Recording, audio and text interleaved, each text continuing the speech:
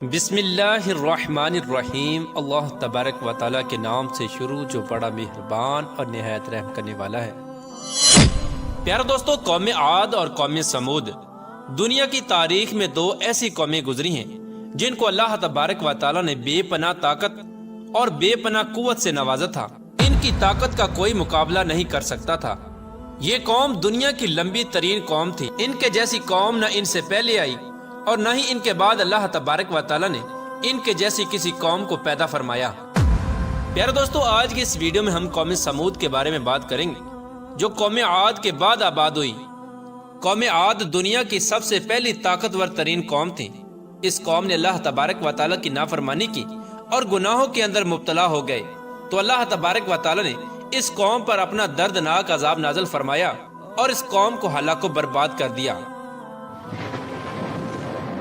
اس قوم کا نام و نشان صفحہ ہستی سے مٹا دیا گیا۔ اس طرح قوم عاد کی ہلاکت کے بعد ایک دوسری قوم مارز وجود میں آئی جس کو قوم سمود کہا جاتا ہے۔ قوم سمود قوم عاد کی نسل سے ہی تھی اور یہ دنیا کی دوسری طاقتور ترین قوم تھی۔ قوم عاد کی تباہی اور بربادی کے بعد عاد کے چھوٹے بھائی سمود کی نسل سے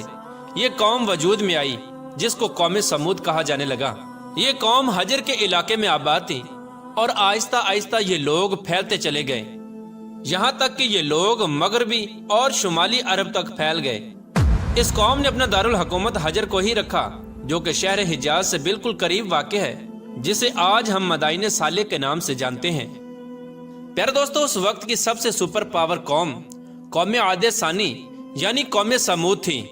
اللہ تبارک و تعالیٰ کا ان پر یہ خاص کرم تھا کہ یہ قوم انتہائی طاقتور تھی اور اللہ تبارک و تعالیٰ نے ان کو بے شمار نعمتوں سے بھی نوازا تھا۔ پیارے دوستو، تاریخ کی کتابوں میں اس قوم کا قد 40 ہاتھ بتایا گیا ہے اور ان کی اوسط عمر 900 سے 1000 سال تھی۔ اللہ تبارک و تعالیٰ نے ان کے جیسی قوم دوبارہ پیدا ہی نہیں کی۔ یہ ایسی قوم تھی جن کو کوئی بیماری نہ لگتی تھی اور نہ ہی ان کے لوگ بوڑھے ہوتے اور نہ ہی ان کے ہاتھ پاؤں کمزور ہوتے۔ یہ لوگ ہمیشہ جوان اور تندرست رہتے۔ یہ لوگ اتنے طاقتور تھے کہ ان کی نظر تک بھی کمزور نہ ہوتی تھی۔ پیارے دوستو، قوم سمود کی ایک نمایاں خوبی یہ بھی تھی کہ اگر قوم سمود کا کوئی مرد اپنی عورت کے ساتھ ایک مرتبہ ہم بستری کر لیتا تو وہ عورت ایک ہی بار میں حاملہ ہو جاتی۔ یہی وہ خوبی تھی جس کی وجہ سے یہ قوم عاد کی تباہی کے بعد قوم سمود کے نام سے ابھری اور جلد ہی دنیا کے اندر اپنا اثر و رسوخ پیدا کر لیا۔ ایسی شاندار قوم جس قوم کو اللہ تبارک و تعالیٰ نے بے پناہ طاقت اور بے شمار نعمتوں سے نوازا تھا، لیکن اس کے باوجود بھی اس قوم نے کون سا ایسا گناہ کیا جس کی وجہ سے اللہ تبارک و تعالیٰ نے اس قوم پر اپنا دردناک عذاب نازل فرمایا اور اس قوم کو صفحہ ہستی سے مٹا دیا اور اس قوم کو رہتی دنیا کے لیے عبرت کا نشان بنا دیا۔ پیارے دوستو، اس قوم کے گھروں کو آج بھی اللہ تبارک و تعالیٰ نے نشان عبرت کے طور پر باقی رکھا ہے۔ یہ قوم بڑے بڑے پہاڑوں میں رہنے کی شوقین تھی۔ یہ لوگ بڑے بڑے پہاڑوں کو تراش کر اس کے اندر اپنے خوبصورت محلات بنایا کرتے تھے اور اسی کے اندر زندگی بسر کیا کرتے تھے۔ اللہ تبارک و تعالیٰ نے قوم سمود کو بہت کچھ عطا فرمایا تھا۔ سرسبز باغات، میٹھے پانی کی نہریں اور پتھریلی زمین پر ہر قسم کے پھل۔ اس قوم کے عالی شان محلات اتنے خوبصورت تھے کہ صرف دور دراز سے لوگ ان کے عالی شان محلات کو دیکھنے کے لیے آیا کرتے تھے۔ پیارے دوستو، قوم سمود اپنے عالی شان محلات اور سرسبز و شاداب باغات اور خوبصورت مرغزاروں اور نعمتوں کی فراوانی کی وجہ سے یہ قوم غرور اور تکبر میں آ گئی اور سرکشی کے نشے میں دھت ہو کر اللہ تبارک و تعالیٰ کی نافرمانیاں کرنے لگے اور اللہ تبارک و تعالیٰ کی وحدانیت کو چھوڑ کر اپنے ہاتھوں سے تراشے ہوئے بتوں کی پوجا کرنے لگے۔ اور یہ بات بھی بھلا بیٹھے کہ کچھ عرصہ پہلے اللہ تبارک و تعالیٰ نے انہی کی قوم پر انہی گناہوں کی وجہ سے اپنا دردناک عذاب نازل فرمایا تھا اور اس قوم کو صفحہ ہستی سے مٹا دیا تھا۔ پیارے دوستو، اس دنیا کی طاقتور اور بدبخت قوم کی طرف اللہ تبارک و تعالیٰ نے اپنے پیارے نبی حضرت صالح علیہ السلام کو مبعوث فرمایا تھا۔ چنانچہ حضرت صالح علیہ السلام نے اللہ تبارک و تعالیٰ کے حکم کے مطابق اس قوم کو بت پرستی سے منع کیا اور اللہ تبارک و تعالیٰ کی وحدانیت کی طرف بلایا اور ایک سچے خدا کی عبادت کرنے کا حکم دیا۔ لیکن قوم کے سرداروں نے حضرت صالح علیہ السلام کو جھوٹا ثابت کرنے کے لیے ان سے معجزہ طلب کر لیا۔ اس قوم کے سردار حضرت صالح علیہ السلام سے کہنے لگے کہ آج تک جو بھی نبی آیا وہ اپنے ساتھ کوئی نہ کوئی معجزہ لے کر آیا، اگر تم اللہ تبارک و تعالیٰ کے سچے نبی ہو تو ہم کو معجزہ دکھاؤ۔ چنانچہ حضرت صالح علیہ السلام نے اس قوم کے سرداروں سے پوچھا کہ آپ لوگ کون سا معجزہ چاہتے ہو؟ تو اس وقت اس قوم کے سردار کہنے لگے، یہ جو سامنے چٹان ہے اس میں سے ایک ایسی اونٹنی نکل کر آئے جو گابن ہو اور آتے ہی بچے کو جنم دے دے،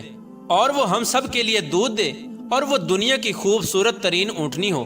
اور اس کے ساتھ ساتھ وہ اونٹنی ایسی ہو جس کا کوئی ماں باپ نہ ہو۔ چنانچہ حضرت صالح علیہ السلام نے ان سرداروں کی یہ بات سن کر اللہ تبارک و تعالیٰ کی بارگاہ میں یہ دعا کی، تو ان کے دیکھتے ہی دیکھتے سامنے پہاڑ میں سے ایک خوبصورت حاملہ اونٹنی نکل کر آئی، اور آتے ہی اس اونٹنی نے ایک حسین و جمیل بچے کو جنم دیا۔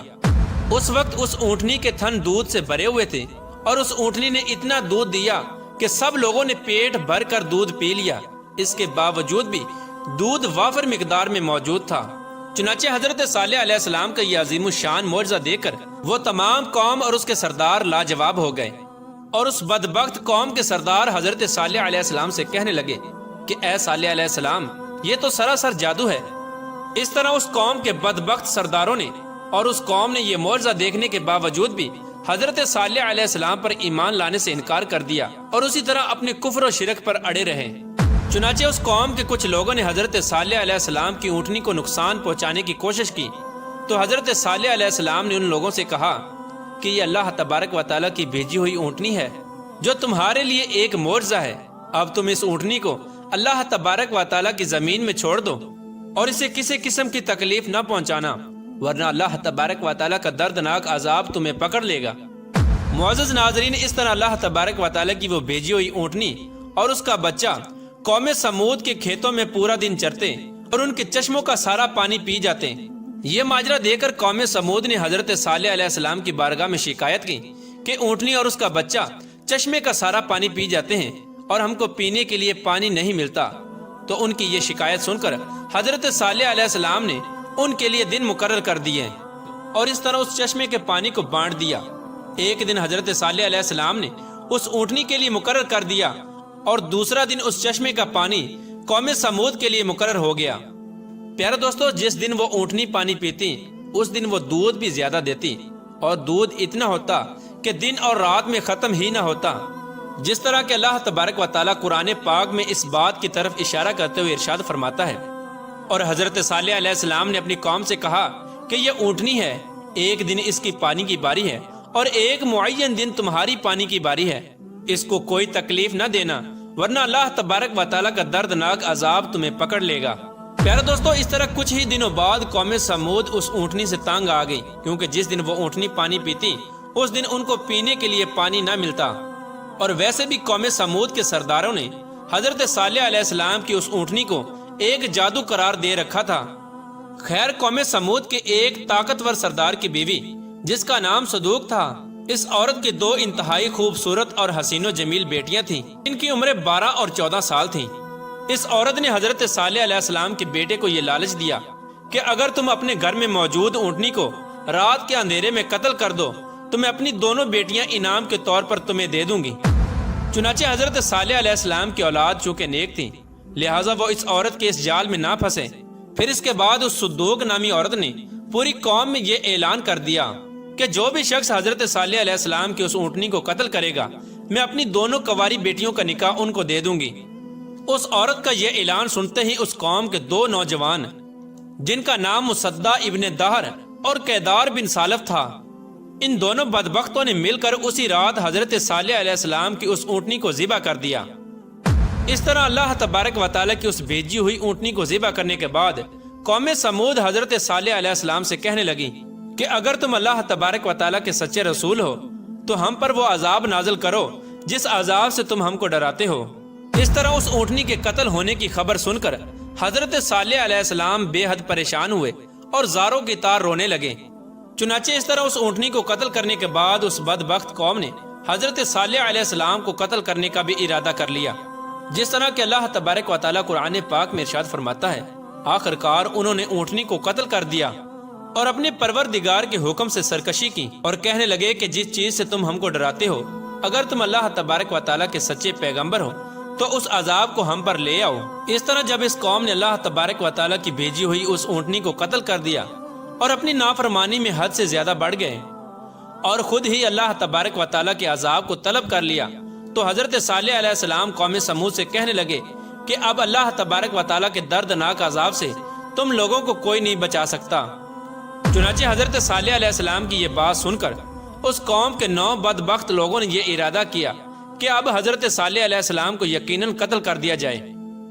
چنانچہ یہ 9 افراد ایک پہاڑ کے پیچھے چھپ کر حضرت صالح علیہ السلام کا انتظار کرنے لگے کہ کب حضرت صالح علیہ السلام یہاں سے گزریں اور معاذ اللہ ہم ان کو قتل کر دیں۔ لیکن اللہ تبارک و تعالیٰ کی حکمت ایسی ہوئی کہ اللہ تبارک و تعالیٰ نے اسی رات ان 9 افراد پر پتھروں کی بارش برسا دی، جس کی وجہ سے وہ 9 کے 9 افراد ہلاک ہو گئے، اور صبح پوری قوم کے لوگوں نے ان 9 افراد کی لاشوں کو دیکھا۔ اس طرح اللہ تبارک و تعالیٰ کے دردناک عذاب اور ان 9 افراد کی لاشوں کو دیکھنے کے باوجود بھی قوم سمود اپنی سرکشی سے باز نہ آئی اور اسی طرح بت پرستی کے اندر مبتلا رہی اور اللہ تبارک و تعالیٰ کی نافرمانیوں میں مزید حد سے بڑھنے لگے۔ اس طرح جب حضرت صالح علیہ السلام کی قوم قابل ہدایت نہ رہی تو اس وقت حضرت صالح علیہ السلام نے اپنی قوم سے کہا کہ تمہارے پاس صرف 3 دن باقی بچے ہیں، جتنی چاہے عیش و عشرت کر لو اور شراب و شباب میں گزار لو۔ 3 دن کے بعد اللہ تبارک و تعالیٰ کا دردناک عذاب تمہارا منتظر ہے۔ جس طرح کہ اللہ تبارک و تعالیٰ قرآن پاک میں ارشاد فرماتا ہے کہ جب انہوں نے اس اونٹنی کو قتل کر دیا تو حضرت صالح علیہ السلام نے اپنی قوم سے کہا کہ 3 دن اپنے گھروں میں فائدہ اٹھا لو اور یہ وعدہ جھوٹا نہیں۔ اس طرح جب حضرت صالح علیہ السلام نے اپنی قوم کو اللہ تبارک و تعالیٰ کے دردناک عذاب کی وعید سنائی تو اس قوم کے بے شرم لوگوں نے حضرت صالح علیہ السلام کا مذاق اڑانا شروع کر دیا، اور اس قوم کے بے شرم لوگ حضرت صالح علیہ السلام سے یہ کہنے لگے کہ آپ ہی بتا دیں کہ ہم یہ 3 دن شراب میں گزاریں یا شباب میں گزاریں۔ تو حضرت صالح علیہ السلام فرمانے لگے کہ پہلے دن تمہارے چہروں کا رنگ زرد ہو جائے گا، اور دوسرے دن تمہارے چہروں کا رنگ سرخ ہو جائے گا، اور تیسرے دن تمہارے چہرے سیاہ ہو جائیں گے، اور چوتھے دن اللہ تبارک و تعالیٰ کا دردناک عذاب تم پر مسلط ہو جائے گا۔ چنانچہ حضرت صالح علیہ السلام کی قوم پر اس بات کا کوئی اثر نہ ہوا، وہ اسی طرح اپنی نافرمانی میں مبتلا رہے اور اللہ تبارک و تعالیٰ کی نافرمانیاں کرتے رہے۔ اور پھر حضرت صالح علیہ السلام کے حکم کے مطابق تیسرے دن ایسا ہی ہوا، جب ان کے چہرے کالے ہو گئے تو اپنے کالے چہرے دیکھ کر وہ قوم ڈرنے لگی اور ایک دوسرے سے کہنے لگی کہ نہ جانے کون سا دردناک عذاب اب ہم پر نازل ہوگا اور نہ جانے کس طرح کے عذاب کے اندر ہم کو مبتلا کیا جائے گا۔ چوتھے دن ایک زوردار اور خوفناک چیخ آسمانوں سے نکلی، جس چیخ کی وجہ سے تمام قوم سمود کے لوگوں کے کانوں کے پردے پھٹ گئے اور ان کے دل جیسے باہر آنے لگے اور روحیں جسموں کو چھوڑنے لگیں، اور چند ہی لمحوں میں وہ لوگ جہاں جہاں پر موجود تھے وہیں اپنی اپنی جگہ پر اوندے منہ گر گئے اور تڑپ تڑپ کر سب ہلاک ہو گئے۔ پھر اس کے بعد اللہ تبارک و تعالیٰ نے ایک ایسا دردناک زلزلہ بھیجا جس زلزلے کی وجہ سے انہی کے گھروں کو انہی پر گرا دیا گیا، جس طرح کہ اللہ تبارک و تعالیٰ قرآن پاک میں ارشاد فرماتا ہے، اور جب ہمارا حکم آ گیا تو ہم نے حضرت صالح علیہ السلام کو اور جو لوگ ان کے ساتھ ایمان لائے تھے ان کو اپنی مہربانی سے بچا لیا اور اس دن کی رسوائی سے محفوظ رکھا۔ بے شک تمہارا پروردگار بہت طاقتور ہے اور زبردست ہے۔ پیارے دوستو، اس طرح اللہ تبارک و تعالیٰ نے قوم عاد کی تباہی اور بربادی کے بعد